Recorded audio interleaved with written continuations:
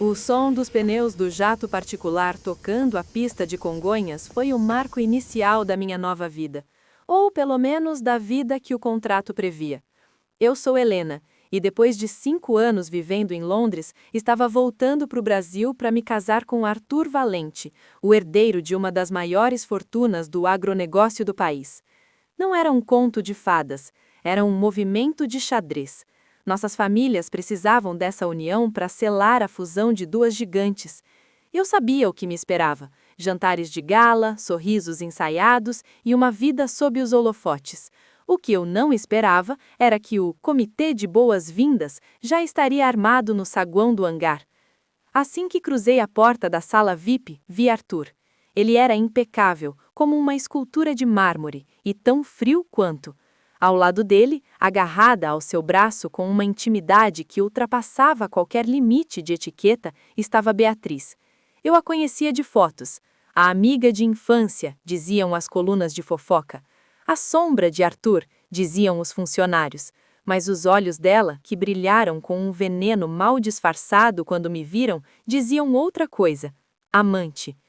Helena, querida, Beatriz veio ao meu encontro antes mesmo de Arthur, tentando me envolver em um abraço perfumado e falso. Que saudades! O Arthur não parava de falar como você deve ter mudado, embora, olhando de perto, você pareça exatamente a mesma menina simples do interior. Eu sorri. Não um sorriso de timidez, mas aquele que você dá a uma criança que acabou de dizer uma bobagem. A simplicidade é um luxo que poucos podem manter com elegância, Beatriz. É bom ver que você continua ocupando o cargo de acompanhante do Arthur. Senti o clima esfriar 10 graus. Arthur pigarreou, claramente desconfortável. Naquela noite, na mansão dos Valente, Beatriz agiu como se fosse a dona da casa. Ela escolheu o vinho, criticou discretamente o meu vestido e fez questão de relembrar memórias de infância das quais eu não fazia parte. Lembra, Arthur, daquela noite em Angra, só nós dois no iate? Ela disse, tocando a mão dele por cima da mesa. Você disse que nunca se sentiria tão livre com mais ninguém. Arthur olhou para mim, esperando uma cena de ciúmes, um choro ou um pedido de desculpas. Ele achava que eu era a noiva dócil escolhida pelos pais dele. Eu apenas bebi um gole do meu cabernet e olhei diretamente para ela. Memórias são adoráveis, Beatriz. Mas o problema de viver no passado é que você acaba virando peça de museu. O Arthur tem um futuro para administrar agora, e esse futuro tem o meu nome na certidão de casamento. Aliás, Arthur, amanhã vou pedir que a governanta mude a decoração do quarto principal. Aquele tom de azul que a sua amiga sugeriu é um pouco datado. Beatriz apertou o talher com tanta força que os nós dos dedos ficaram brancos. 2 dias depois, eu estava organizando minhas joias quando ela entrou no meu quarto sem bater. Escuta aqui, garota, ela sibilou, abandonando a máscara de boa moça. Você pode ter o papel, mas eu tenho o homem. O Arthur me ama. Ele me procura toda noite enquanto você dorme o seu sono de beleza. Você é só um negócio. Eu me virei lentamente, segurando um colar de diamantes que valia mais do que o apartamento onde ela provavelmente morava. Beatriz, vamos deixar uma coisa clara. Eu não estou competindo com você. Ela tentou interromper, mas eu levantei a mão. Eu sei onde ele vai quando diz que tem reuniões tarde na noite, mas aqui está o que você não entende. Eu não estou competindo com você. Ela tentou interromper, mas eu levantei a mão. Você é um gasto extra no orçamento dele, um hobby. Eu sou a sócia. Se você continuar tentando me humilhar ou interferir na minha gestão desta casa, eu não vou pedir o divórcio. Eu vou destruir a reputação do Arthur, o que fará com que o pai dele o deserde. E sabe o que acontece com amantes apaixonadas quando o dinheiro acaba? Elas desaparecem. Você não teria coragem, ela desafiou, a voz tremendo. Tente a sorte, respondi com um sorriso gélido. Agora, saia do meu quarto. Tenho uma reunião com os advogados para revisar as cláusulas de infidelidade do contrato. Cada vez que ele tocar em você, o valor que eu recebo em caso de separação triplica. No fundo, eu deveria te agradecer. Você está garantindo minha aposentadoria antecipada. Ela saiu batendo a porta. Mais tarde, vi Arthur no corredor. Ele tentou um charme básico, vindo me beijar no pescoço. Eu me esquivei com uma elegância cirúrgica. Hoje não, Arthur. Vá ver se a Beatriz precisa de algo. Ouvi dizer que ela está bem tensa. E aproveite, porque a partir de amanhã, cada minuto de atraso seu vai custar caro, literalmente. Eu entrei no meu quarto e tranquei a porta. Eles acharam que eu era a presa, mas esqueceram que eu passei 5 anos aprendendo a negociar com tubarões em Londres. Se eles queriam um casamento de fachada, eles teriam o melhor do mercado, mas ninguém me faria de boba no meu próprio tabuleiro. A manhã seguinte começou com o som de porcelana quebrada vindo do andar de baixo. Sorri sozinha quando terminava de passar meu batom vermelho, o tom exato de quem não veio para brincar. Ao descer, encontrei Beatriz gritando com uma das funcionárias porque as flores do café da manhã não eram as suas favoritas, orquídeas brancas. Eu já disse que o Arthur detesta essas gérberas, ela exclamou, jogando um guardanapo na mesa. O Arthur pode até detestar, mas quem paga as contas desta casa agora sou eu, e eu adoro gérberas. Elas trazem uma cor que falta neste ambiente. E na sua cara, Beatriz, você parece pálida, não dormiu bem? Arthur apareceu logo atrás, ajustando o nó da gravata, visivelmente tenso. Helena, não precisamos desse estresse logo cedo. Arthur tentou intervir, evitando me olhar nos olhos. Não há estresse nenhum, querido. Estou apenas colocando a casa em ordem. A propósito, peguei um envelope pardo sobre a mesa e o deslizei em direção a ele. Aqui está a lista de cortes de custos que enviei para o seu pai e para o conselho. Beatriz franziu a testa, curiosa. Arthur abriu o envelope e sua expressão mudou de tédio para puro choque. Você cortou a verba de consultoria de estilo da Beatriz e a conta do cartão corporativo dela? Consultoria? Soltei uma risada curta. Arthur, sejamos práticos. A Beatriz não tem cargo na empresa e não é sua esposa. Manter os luxos dela com o dinheiro da fusão de nossas famílias é, juridicamente falando, desvio de finalidade. Eu avisei ao seu pai que se quisermos passar pela auditoria do mês que vem, esses presentinhos precisam acabar. Beatriz se levantou, a máscara de vítima caindo de vez. Você não pode fazer isso. Arthur, você prometeu que cuidaria de mim. E ele vai, respondi por ele, servindo-me de café com a maior calma do mundo. Do próprio bolso dele, mas considerando que o patrimônio dele está congelado em usufruto até o casamento, ele vai ter que escolher, ou paga o aluguel nos jardins, ou mantém o combustível do iate. O que vai ser, Arthur? Beatriz não era do tipo que desistia sem lutar. Naquela noite, durante um coquetel beneficente onde todos os olhares estavam sobre nós, ela tentou a sua última cartada, a humilhação pública. Enquanto eu conversava com a esposa de um grande investidor, Beatriz se aproximou com uma taça de vinho tinto na mão. Ela tropeçou, propositalmente, direcionando o líquido para o meu vestido de seda creme. O salão ficou em silêncio por um segundo. Mas eu não era a menina assustada que eles esperavam.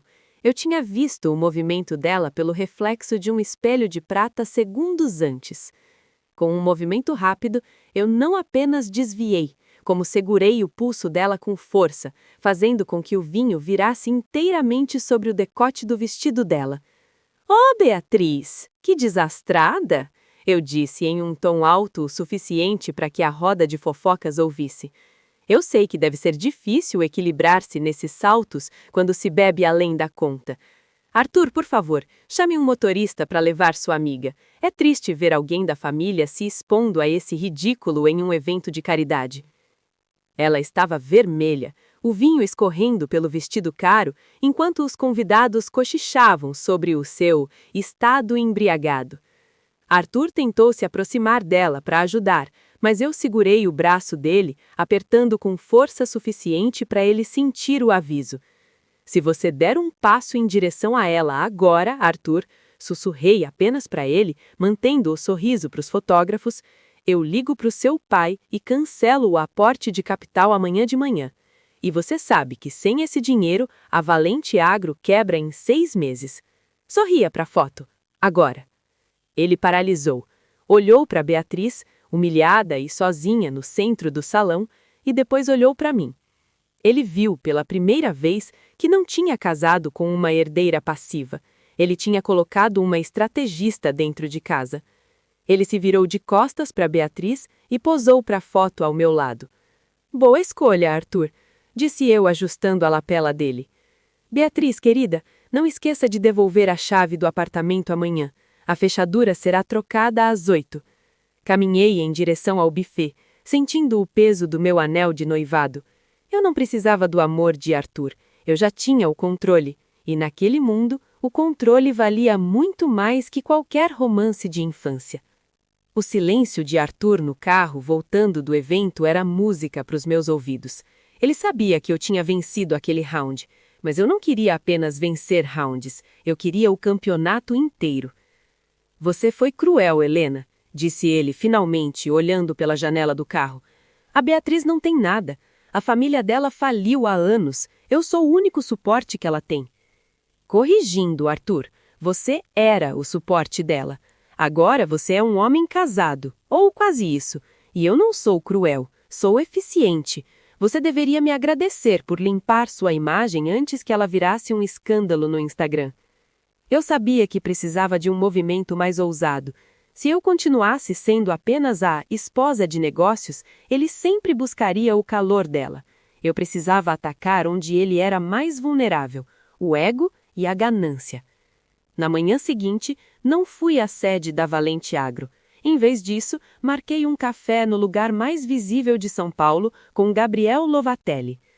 Os Lovatelli eram os arquirrivais dos Valente há 3 gerações. Gabriel era o herdeiro prodígio, conhecido por ser tão implacável quanto era charmoso. Se havia alguém que pudesse fazer os Valente tremerem, era Gabriel. Helena, a noiva do ano, Gabriel disse, beijando minha mão com um sorriso que não chegava aos olhos, mas carregava uma promessa de perigo. O que o Arthur fez para você estar aqui sentada com o maior inimigo dele? O Arthur é um menino brincando de ser rei. Gabriel, eu estou interessada em quem realmente sabe governar. Passei para ele uma pasta com dados que eu havia coletado nos últimos dias. Eram furos logísticos na empresa do meu futuro sócio que só alguém com o meu acesso poderia notar. Eu não quero destruir a Valente Agro. Eu quero que você compre por metade do valor daqui a 1 ano. E eu quero a minha fatia na nova gestão. Em troca, eu te entrego a cabeça do Arthur e o controle das terras do Mato Grosso. Gabriel arqueou uma sobrancelha, visivelmente impressionado. E por que você faria isso com sua própria família? Porque eles me trataram como uma mercadoria. E mercadorias não têm lealdade, elas têm preço. Quando voltei para a mansão, Beatriz estava na sala, sentada no sofá com malas ao lado. Ela parecia ter chorado, mas quando me viu, seus olhos brilharam com um ódio renovado. Arthur estava parado ao lado dela, parecendo um cachorro culpado. Helena, eu decidi que a Beatriz vai ficar na casa de hóspedes por uns dias. Ela não tem para onde ir até encontrar um lugar. Eu não gritei, eu apenas ri. Ótimo, disse eu, surpreendendo os dois. Na verdade, é perfeito, porque eu acabei de convidar o Gabriel Lovatelli para jantar aqui amanhã. Precisamos discutir uma parceria. O rosto de Arthur ficou cinza. O Lovatelli? Você ficou louca? Meu pai te mata se souber que ele pisou aqui. Meu pai me adora. Ele acha que eu estou tentando mediar a paz para valorizar nossas ações. Aproximei-me de Beatriz e toquei no ombro dela, que se encolheu. Fique, querida, vai ser divertido.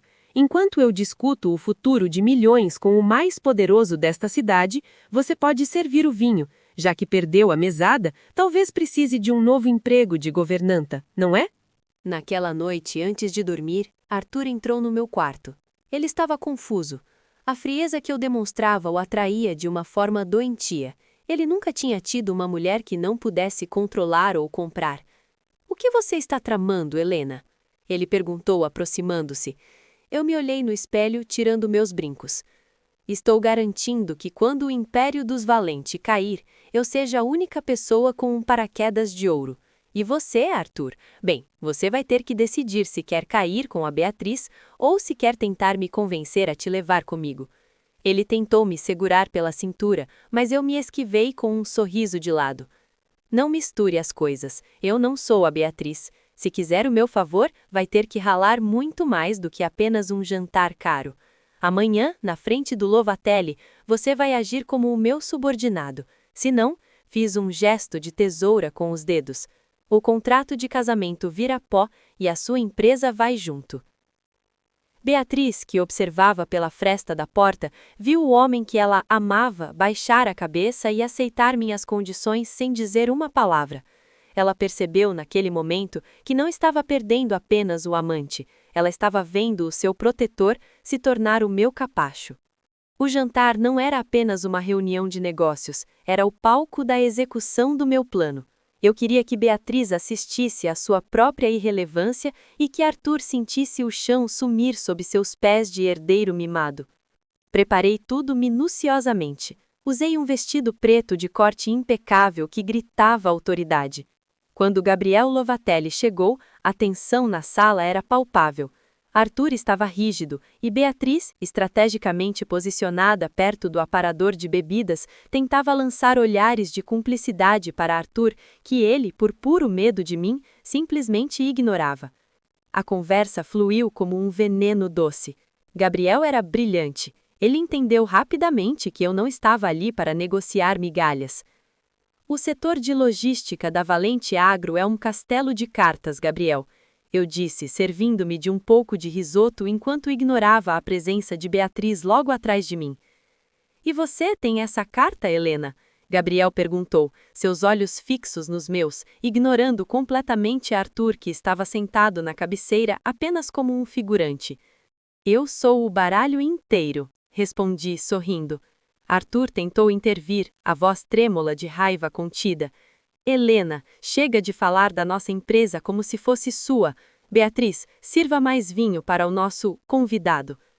Era a deixa que eu precisava. Enquanto Beatriz se inclinava para servir Gabriel, eu dei o bote. Sabe, Gabriel, comecei, mudando o tom para algo mais casual. É curioso como segredos industriais vazam hoje em dia. Recentemente descobri que alguém acessou os arquivos do servidor central da mansão, arquivos que mostram as rotas de exportação ilegais que o pai do Arthur usa para sonegar impostos. Arthur engasgou com a bebida. Beatriz parou com a garrafa no ar, a mão tremendo ligeiramente. E você sabe quem foi? Gabriel perguntou, entrando no jogo. Eu não precisava procurar muito.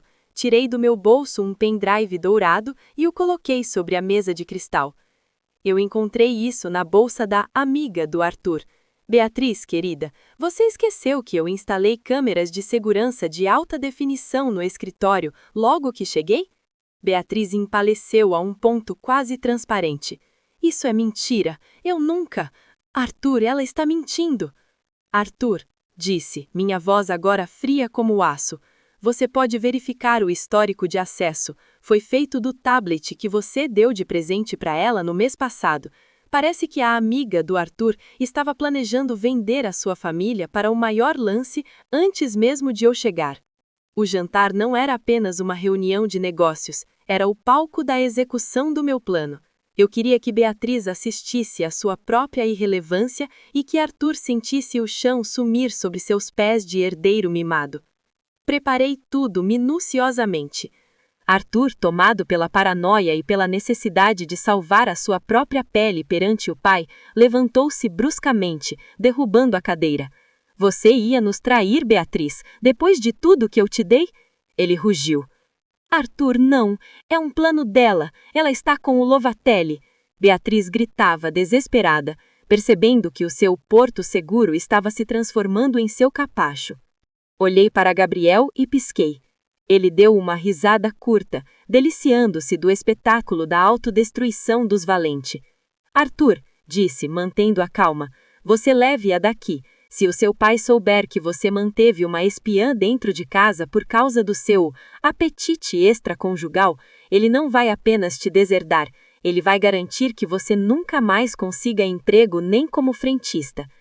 Arthur pegou Beatriz pelo braço com uma força que nunca tinha demonstrado e a arrastou para fora da sala de jantar. Os gritos dela ecoaram pelo corredor até que a porta da frente batesse. Ficamos apenas eu e Gabriel no silêncio da sala luxuosa. Você é perversa, Helena. Gabriel disse, levantando sua taça em minha direção. Você destruiu a única pessoa que ele amava e, ao mesmo tempo, o transformou em um paranoico que agora depende inteiramente de você para não ser denunciado ao pai. Eu apenas acelerei o inevitável, Gabriel. O amor é um passivo, eu prefiro ativos reais. Bebi o resto do meu vinho. Beatriz estava na rua, sem dinheiro, sem casa e marcada como traidora. Arthur estava no quarto, trancado, apavorado com a ideia de que eu detinha as provas, mesmo que falsas, contra ele. Então, Gabriel disse, inclinando-se para mais perto, agora que a amante se foi e o noivo está domado, quando começamos a desmantelar o resto do império? Amanhã às 8, respondi. Agora, se me der licença, preciso consolar meu futuro marido. Ele precisa entender que, de agora em diante, a única pessoa em que ele deve confiar e temer sou eu. O dia seguinte amanheceu com um silêncio sepulcral na mansão. Arthur não saiu do quarto, e o rastro de Beatriz havia sido apagado. Suas roupas baratas foram jogadas em sacos de lixo e despachadas para qualquer abrigo na periferia. Mas eu não tinha tempo para comemorar pequenas vitórias. O prêmio maior ainda estava na mesa, a Valente Agro. Decidi que Arthur era um degrau muito baixo. Eu queria o topo, e para chegar ao topo, eu precisava conquistar o patriarca, Otávio Valente, o homem que construiu o império com mãos de ferro e que via o próprio filho como uma decepção ambulante. Fui até o escritório de Otávio na sede da empresa sem marcar hora. Os secretários tentaram me barrar, mas eu apenas os ignorei. Entrei na sala e o encontrei gritando ao telefone. Quando ele desligou, me olhou com as sobrancelhas brancas franzidas. Helena, o que faz aqui? Onde está o inútil do meu filho? O seu filho está em casa, Otávio, tentando entender como quase deixou uma amante destruir o legado da sua família. Respondi, sentando-me na cadeira à frente dele sem ser convidada. Eu vim aqui para falar de sucessão, mas não a do Arthur, a sua. Passei para ele um relatório detalhado de como eu pretendia triplicar as exportações para o mercado europeu usando meus contatos em Londres. Mostrei a ele que eu não era apenas a esposa troféu que ele comprou para o filho, eu era a mente que ele sempre desejou que Arthur tivesse. O Arthur é fraco, Otávio. Ele é movido por impulsos. Se você passar o bastão para ele, a empresa cai em 2 anos. Se passar para mim, eu mantenho o nome Valente no topo por mais 50. Otávio me olhou por longos minutos. Pela primeira vez, vi um brilho de respeito naqueles olhares cansados. Você quer a presidência? Antes mesmo do casamento? Eu quero o cargo de CEO executiva. O casamento será apenas a cerimônia de coroação. Enquanto eu ganhava o sogro, Beatriz tentava sua última cartada. Ela não tinha dinheiro, mas tinha ódio. Ela conseguiu burlar a segurança da empresa e me emboscou no estacionamento subterrâneo no final do dia. Ela parecia um fantasma, o cabelo desfeito, a maquiagem borrada e uma faca de cozinha na mão. Você tirou tudo de mim, gritou, a voz rouca. O Arthur era meu, a vida dele era minha. Você chegou com esse seu jeito de nobre e destruiu tudo. Eu nem sequer recuei, apenas apertei o botão de pânico no meu chaveiro e olhei para ela com pena. Beatriz, entenda uma coisa, você nunca teve nada. O Arthur te usava como um escape para a mediocridade dele, e você se deixou usar porque achou que um rosto bonito era o suficiente para subir na vida. Você é o exemplo perfeito de quem traz uma faca para uma guerra de mísseis. Os seguranças apareceram em segundos, imobilizando-a no chão. Enquanto ela era arrastada, gritando ofensas e chorando, eu apenas limpei uma partícula invisível de poeira do meu blazer. Não prestem queixa, disse ao chefe da segurança. Apenas garantam que ela receba uma passagem só de ida para bem longe daqui. Se ela voltar a pisar em São Paulo, aí sim, façam o que for necessário. Naquela noite, voltei para casa e encontrei Arthur na biblioteca, bebendo uísque. Ele parecia ter envelhecido 10 anos. Meu pai ligou, disse ele, sem me olhar. Ele disse que você vai assumir o controle das operações amanhã. Ele disse que eu sou um acessório agora. É isso que eu sou para você, Helena? Um acessório? Caminhei até ele e tirei o copo de sua mão. Você é o meu marido, Arthur, e se você se comportar, se for leal e se parar de procurar consolo em braços de mulheres medíocres, eu farei de você o homem mais poderoso do país. Mas não se engane, o poder é meu. Você é apenas o rosto que eu escolhi para carregar minha aliança. Ele me olhou e viu uma mistura de medo e uma atração doentia. Ele estava quebrado e eu era a única coisa que o mantinha em pé. O telefone vibrou no meu bolso. Era uma mensagem de Gabriel Lovatelli. O sogro aceitou? Se sim, o jantar de amanhã será para comemorar nossa nova joint venture, ou algo mais. Sorri. O jogo estava apenas começando. Eu tinha o sogro na palma da mão, o marido sob controle e o maior rival da família querendo ser meu aliado ou meu amante. O desfecho do meu plano não foi um estalo, mas uma demolição controlada. Eu não nasci para ser a sombra de um herdeiro incompetente, e Gabriel Lovatelli sabia disso. Ele não queria apenas a minha inteligência nos negócios, ele queria a mulher que teve a ousadia de colocar os valentes aos joelhos. No dia da assinatura oficial da fusão, a mansão estava repleta de advogados e jornalistas. Arthur estava lá, pálido, pronto para assinar o documento que selaria nosso destino. Mas eu tinha uma surpresa. Antes que a caneta tocasse o papel, projetei nos telões da sala não os lucros da empresa, mas as provas reais das transações ilícitas de Otávio Valente que eu havia coletado com a ajuda tecnológica de Gabriel. O que é isso, Helena? Otávio rugiu, levantando-se.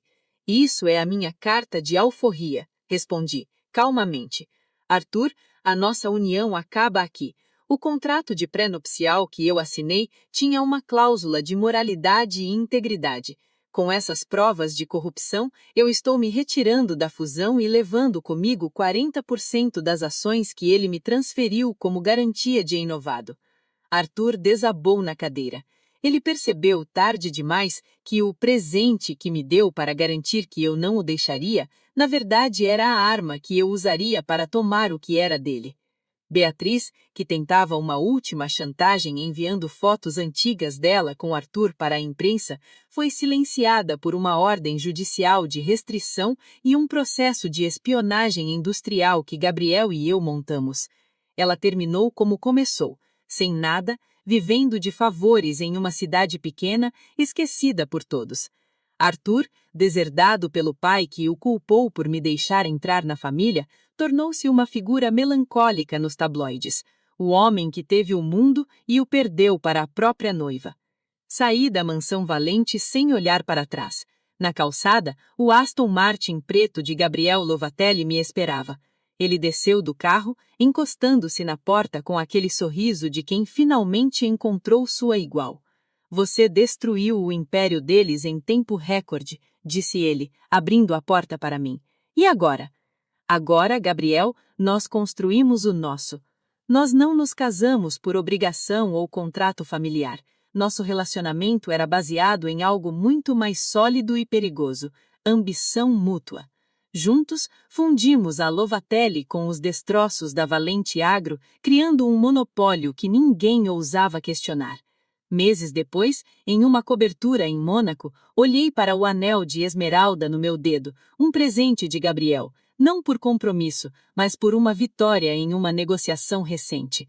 Ele se aproximou, colocando as mãos nos meus ombros enquanto observávamos o pôr do sol sobre o Mediterrâneo. Algum arrependimento, Helena? Nenhum, respondi, recostando-me nele. Eles acharam que eu era a peça que faltava no tabuleiro deles. Esqueceram que eu sou a mão que move as peças. A menina que chegou de viagem para ser apenas uma esposa troféu morreu naquela primeira noite.